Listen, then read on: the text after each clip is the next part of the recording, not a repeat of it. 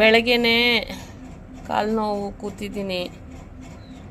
ಇದ್ದಂಗೆ ಹೇಳೋದೇ ಲಾಗಂತೆ. ನೋಡಿ ಕಾಲು ನೋವು ನಿನ್ನೆ ಅಲ್ಲ 3 ತಿಂಗಳಿಂದ ಕಾಲು ನೋವು.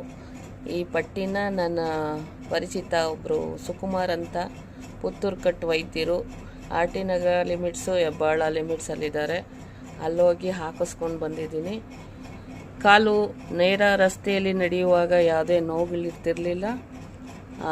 ಈ ಕಾಲನ್ನು ಸ್ವಲ್ಪ ಎತ್ತರದ ಮೆಟ್ಟಿಲುಗಳನ್ನು ಎತ್ತರವಾದ ಸ್ಥಳದಲ್ಲಿ ನಡೆಯುವಾಗ ಈ ಪಾದದ ಇಷ್ಟು ಮಣಕಟ್ಟು ಇಲ್ಲಿ ತುಂಬಾ ನೋವು ಅಂದರೆ ನೋವಾಗ್ತಿತ್ತು. ಅದಕ್ಕೋಸ್ಕರ ಈ ಪಟ್ಟಿಯನ್ನು ಅವರ ಹತ್ರ ಹಾಕಿಸ್ಕೊಂಡು ಬಂದಿದ್ದೀನಿ.